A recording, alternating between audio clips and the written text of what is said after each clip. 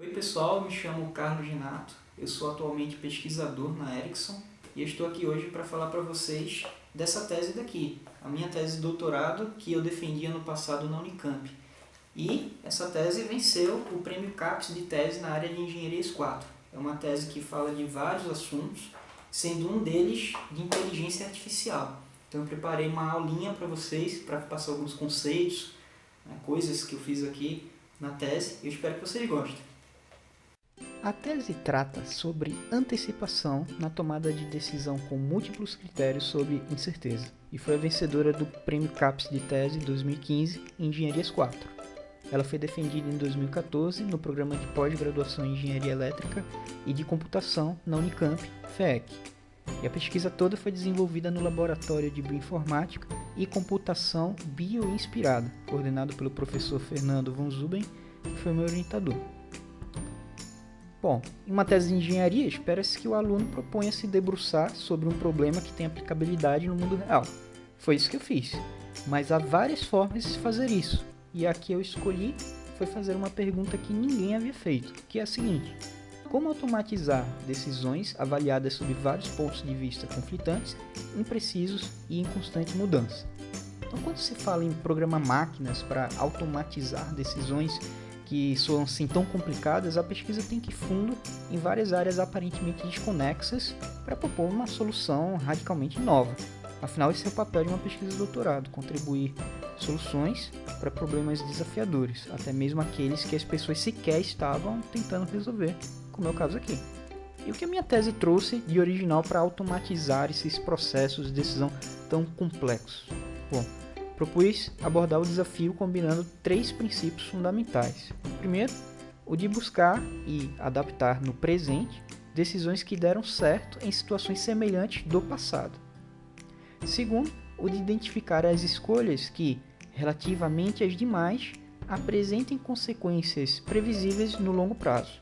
E terceiro, identificar as opções mais flexíveis, ou seja, que possam ser facilmente adaptadas em situações futuras, aumentando assim a liberdade de escolha da máquina.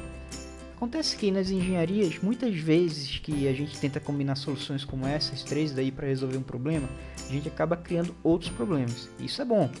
Uma boa resposta é aquela que gera perguntas interessantes, na verdade. Então, um novo problema que surge aqui é como lidar com as tensões que existem entre essas 3 abordagens. Então, por exemplo, sabemos que uma decisão que deu certo no passado não necessariamente é mais fácil de ser adaptada para novas situações. Então, antes de aprofundar nesse assunto, vamos falar de coisas mais concretas, de por que essa tese foi escrita e de como chegamos até aqui. Esse daí foi um dos primeiros computadores eletromecânicos programáveis já construído. Ele foi usado na Segunda Guerra pelos americanos e um dos primeiros programas escritos para rodar nele, em 1944, buscava determinar se o método de implosão era uma boa opção para detonar uma bomba atômica. Então se avança 70 anos e hoje temos disponíveis nos nossos smartphones processadores capazes de realizar muito mais operações por segundo que o computador de bordo que a NASA projetou para controlar os sistemas da Apollo 11, por exemplo, que levou o homem à Lua, não tinha. Então um crescimento espantoso.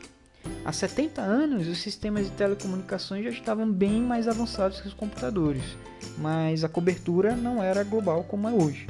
Então, naquela época, bilhões de pessoas em todo o mundo não podiam se comunicar em tempo real com pessoas em outros países. Hoje, como sabemos, tudo está praticamente conectado. Então, ao combinar computação e comunicação, se por um lado temos mais possibilidades, acabamos por criar diversos problemas novos de engenharia, complexos e desafiadores.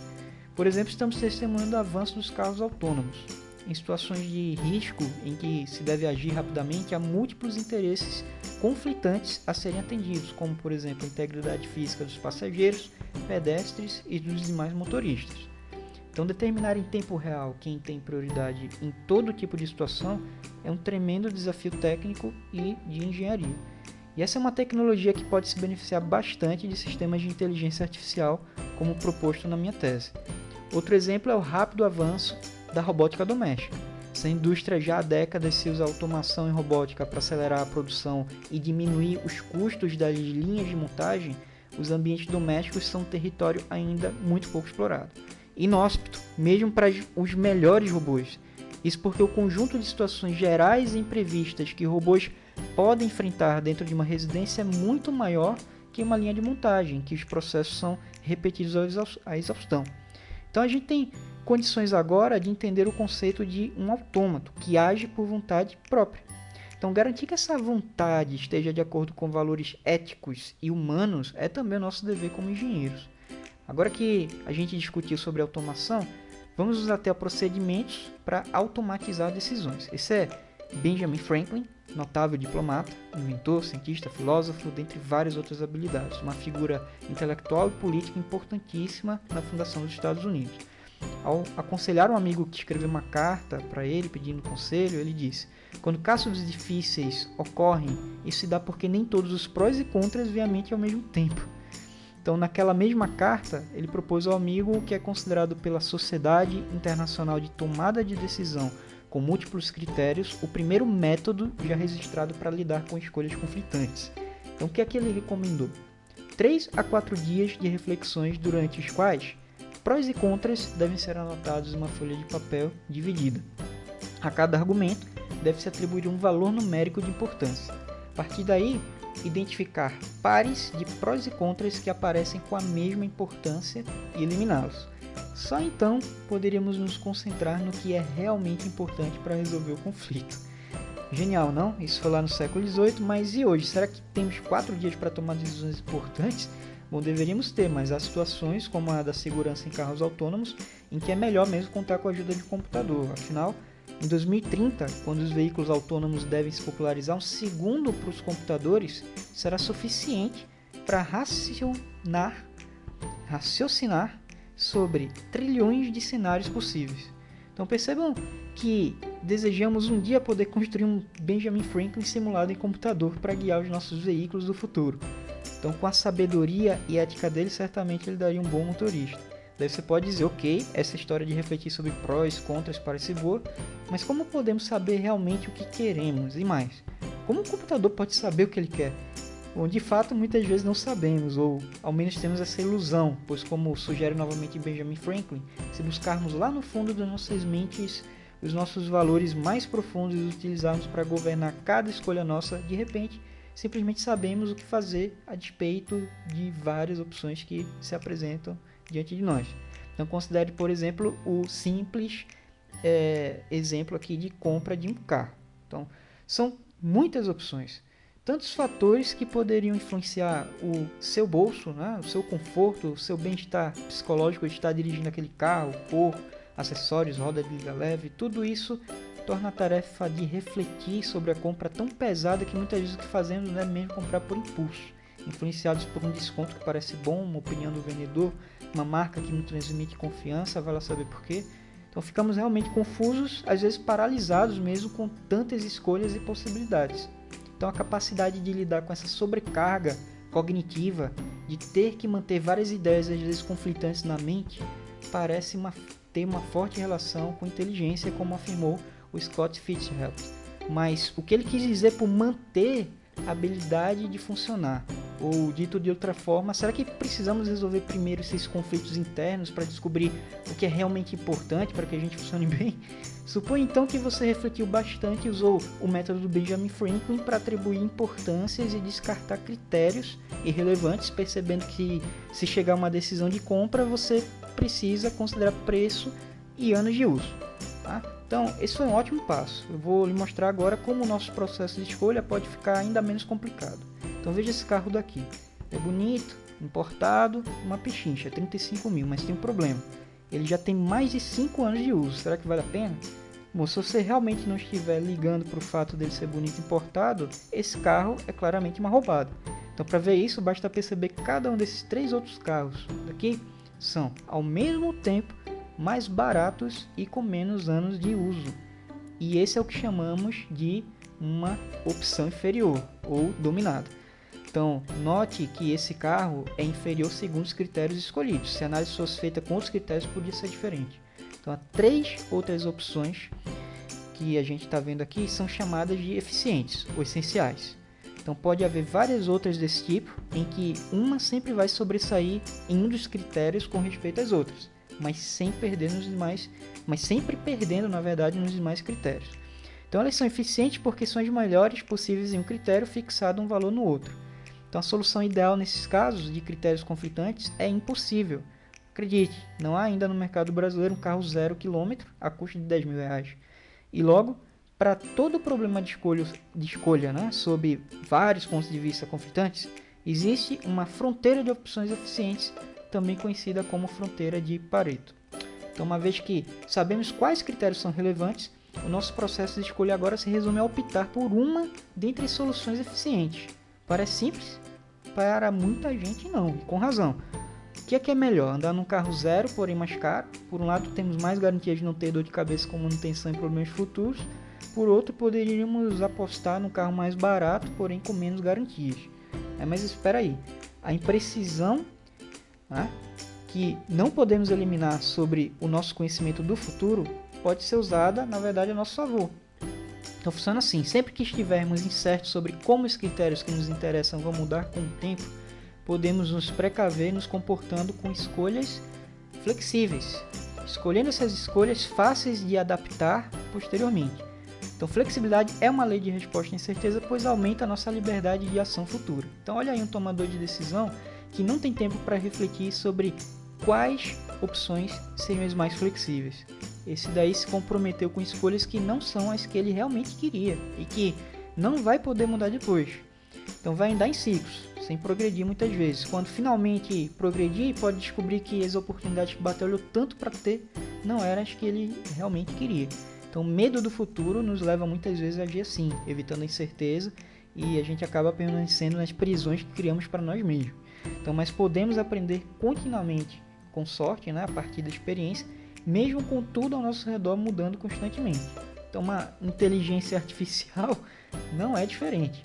Se queremos replicar em máquinas comportamentos típicos dos humanos, precisamos encontrar métodos computacionais para vencer limitações humanas, como o medo exacerbado do futuro, por exemplo. Então vamos ver agora como podemos sistematizar um raciocínio voltado para aumentar a nossa liberdade de ação futura.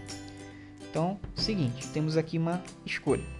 Temos a pílula azul ou a pílula vermelha. Se tivermos uma visão limitada do futuro, podemos nos confundir achando que tomando a pílula azul alcançaremos mais opções, mesmo não sendo as opções essenciais aos nossos valores.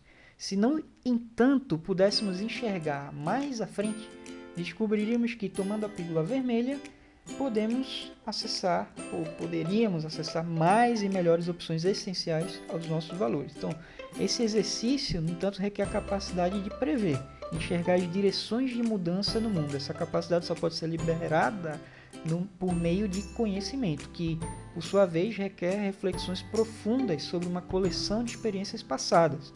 Então, nesse caso, o conhecimento pode ser o apontamento dessa direção de mudança. Tá?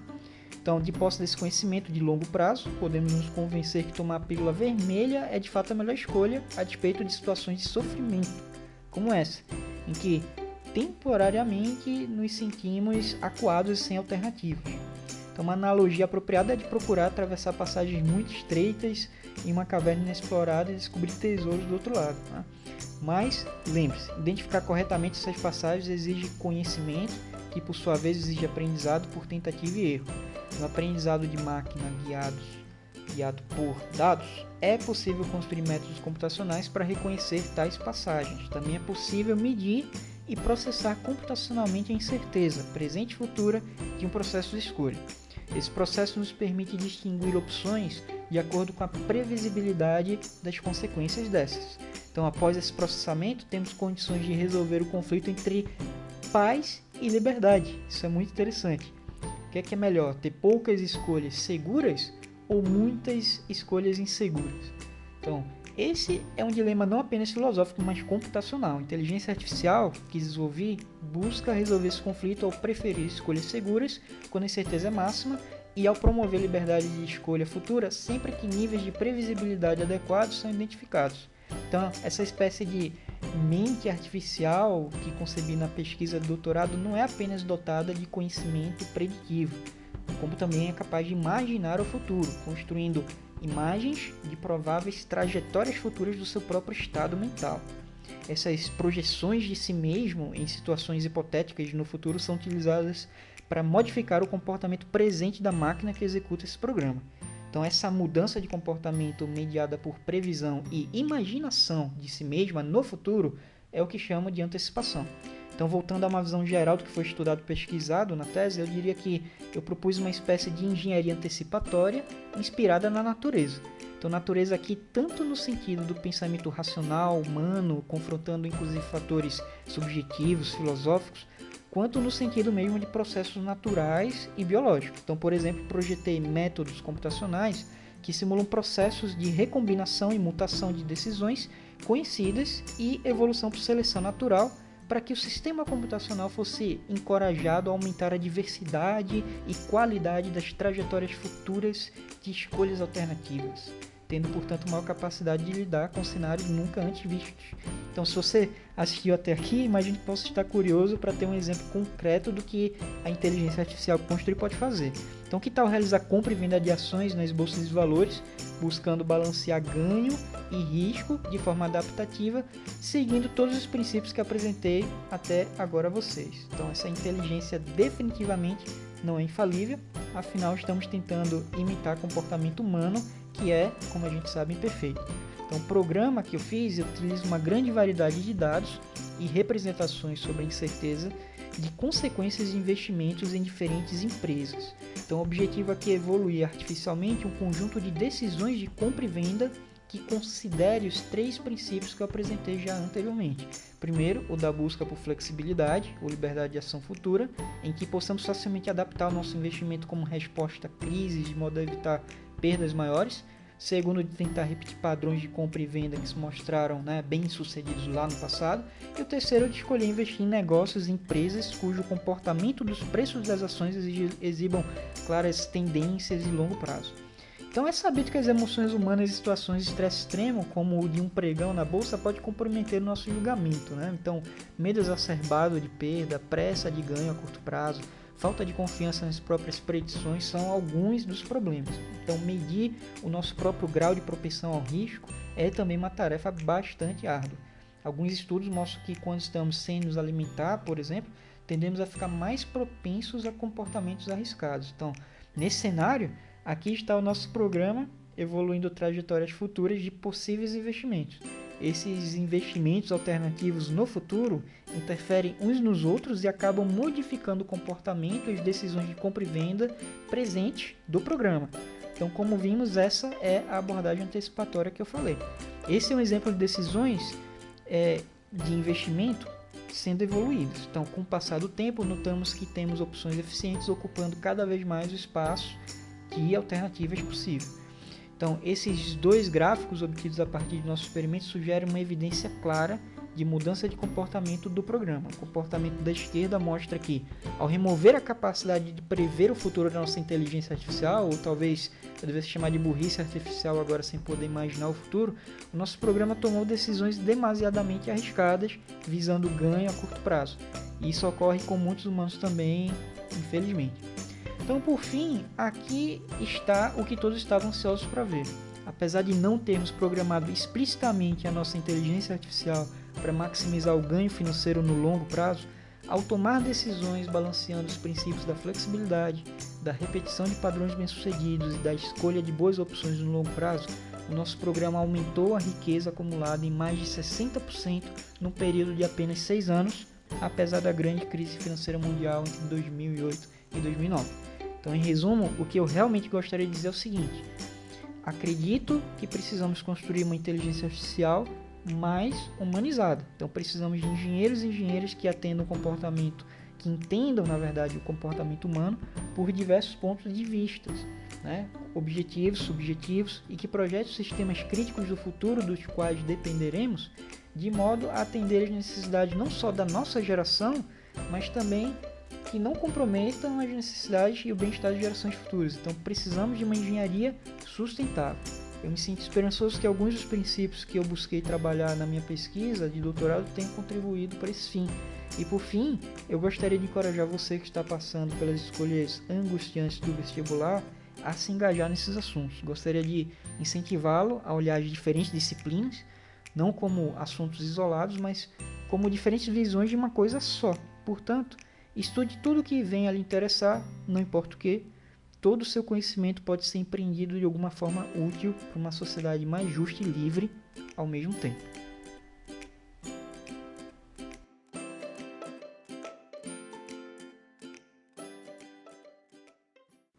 Bom, espero que vocês tenham gostado do que eu apresentei para vocês. E eu só queria concluir encorajando mais uma vez você que de repente se interessou pelos conceitos aqui de inteligência artificial, de tomada de decisão, seja lá o que você se interessou, a seguir a sua curiosidade, a seguir a sua intuição, independente do curso que você decidir fazer no vestibular, faça e aproveite muito, estude muito, se dedique, se tiver que mudar de curso. Acontece às vezes, eu comecei em Direito, depois eu passei para Publicidade, antes de finalmente fazer o curso que eu iria concluir de Ciência da Computação. E quase que eu saí de Ciência da Computação para ir para Matemática. Eu não saí porque eu ingressei numa coisa chamada Programa de Iniciação Científica, que existe nas universidades brasileiras, é um programa financiado pelo governo federal, e foi onde tudo começou para mim na carreira de pesquisador. Então, independente do curso que vocês tiverem, procure se informar depois sobre isso, e eu desejo muito boa sorte a todos vocês. E uma ótima carreira e uma ótima jornada pela vida também. Até a próxima.